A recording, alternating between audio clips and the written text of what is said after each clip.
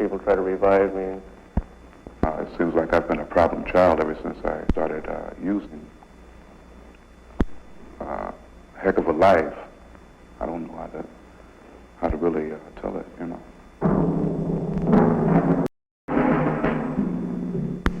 These men and women, all of them, are addicts. They're at this rehabilitation center maintained by the state of California for treatment and possible first-stage control of their sickness. Addiction to narcotics, you see, is a sickness.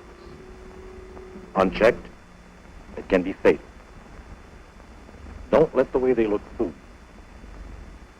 They didn't look like this. They didn't act like this on the outside when they were busted.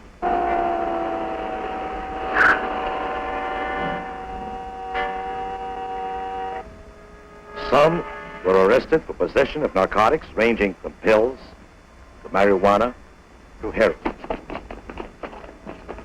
Some were literally picked up off the street for addiction to barbiturates at all.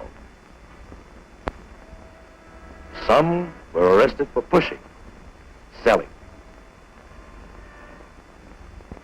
And many were arrested for theft, forgery, and other crimes to get money to buy drugs to support their habit.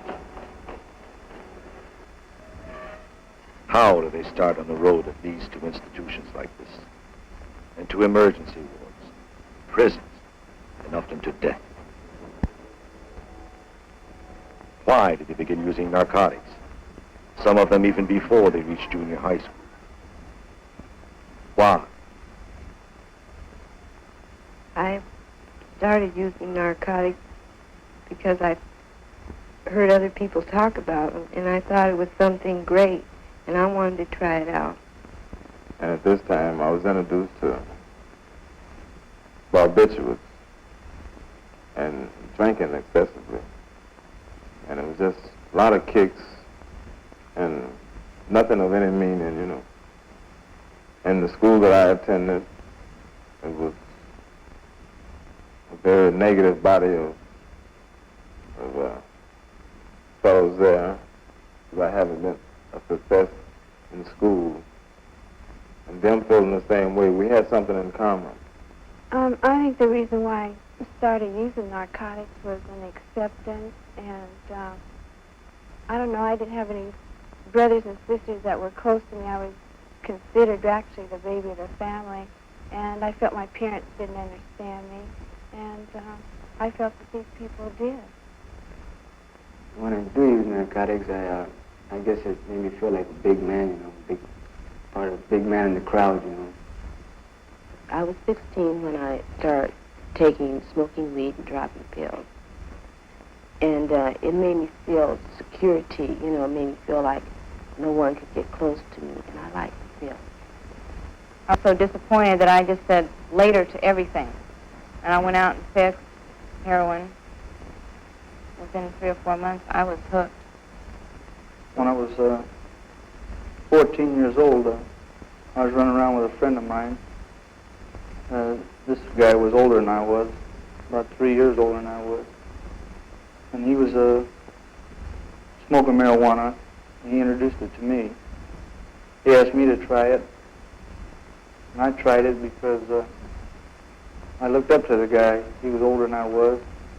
And it seemed like he was having a lot more fun, excitement.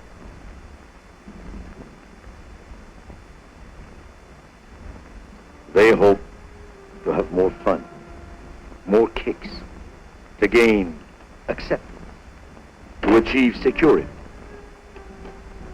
They hope to forget their troubles, bury their feelings.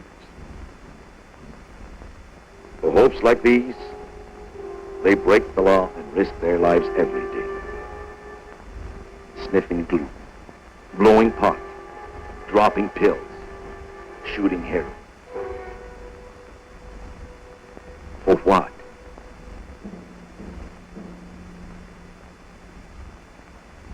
When I dropped pills, I'd find myself falling over tables, downstairs, running into walls, and if I had enough pills, I would try to drive a car, and I've gotten quite a few wrecks.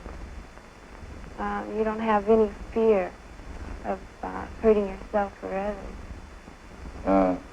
Myself and my friends used to usually go over to the park or something like that and sniff at the park and have a good time. What we didn't realize at the time was the consequences of what we were doing. And myself, I know 3 or 4 people that have been in the hospital because of the effects of glue. Sometimes from kidney trouble, and your thoughts are disorganized from brain damage. I was always leery of everybody, you know. I didn't particularly want to meet nobody new because I didn't particularly trust nobody. Blow it and steadily be looking around and watching who you're with. I started smoking weed and then taking the pills. But I knew that there was something better. So I started using heroin and any other opiate I could find. I just wanted to try. Even after I used heroin, I wanted something bigger and better, you know. I think that's why I kept wanting more, because it never made me actually escape or forget about what I was wanting or forget about anything. This has all happened to me pretty fast. I'm only 21 now, and I feel kind of tired within myself. Well, the group of 9 that fellows that I ran around with, some are dead, some are in the penitentiaries, some are still going to county jails back and forth. They're just not doing too well out there. I used to get up out of bed and just take my daily dosage. Once I was under the influence of these, it never wore off. I was constantly under the influence. And it seemed I had a need for more and more. I was 18. I was introduced to heroin by a friend of mine, so-called friend, and I don't know, things at that time just seemed to fall. Everything I had built up in the last 2 or 3 years, which wasn't much, but what I had built up just fell just all at once. I lost my job, and all the people that I had respect for and they had respect for me, I lost every bit of that. When you get hooked, it's really a drag, because pretty soon the heroin doesn't get you loaded unless you really shoot a lot, and it gets more expensive, and you've got to go out and hustle up some money, either checks, stealing, burglaries. You know, there's many ways to get money. And pretty soon you don't even want to go out and get any money for your stuff, and you just lay there and vegetate. You don't go to parties anymore. You don't have any fun. You don't do things. You don't live. You're just nothing. This time that I got picked up for using narcotics, it was a little bit harder. You find that the police enforcement officer is against the pusher, mainly because of the fact they destroy people, mostly young teenagers, because they're the ones that are weakest. You could push to them, and they'll find it a thrill to associate with you, you know.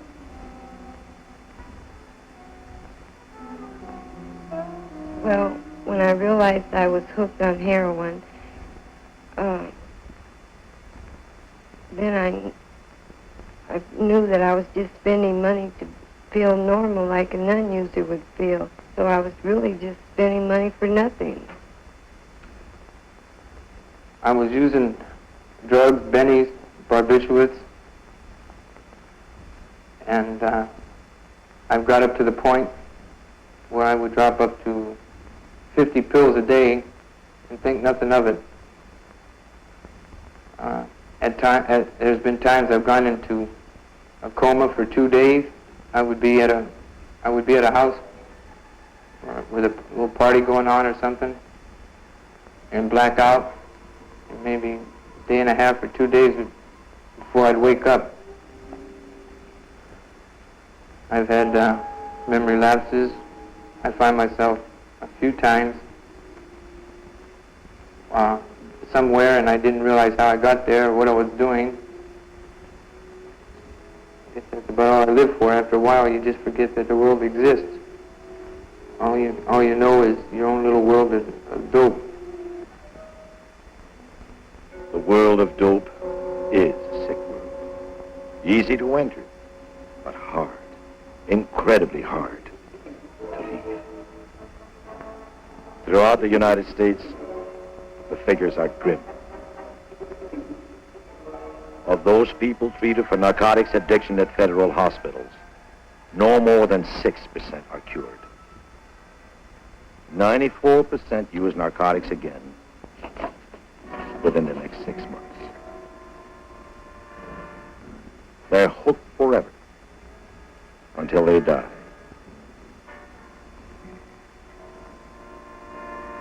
Well, when I was out there on the streets using, I really didn't stop to take a look at myself, why I was using or what it was doing to me or anything like this. And I can see now where it's ruined my whole life. I'm 32 years old and I don't have anything.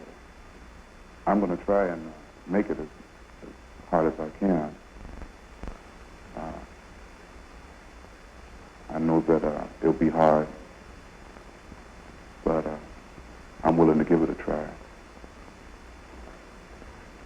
Something I didn't know when I was out there, because I've never been busted and locked up for any length of time, and that's my freedom. I feel like my freedom is more important than fixing. I want too much out of life to go keep on shooting narcotics and ruining it. It just ruins it completely. Well, now that I'm off of heroin, I feel like that it's just a nice feeling to be able to wake up in the morning and be hungry and want to eat breakfast rather than have to get up and fix. Just pure misery. Addiction to narcotics is misery.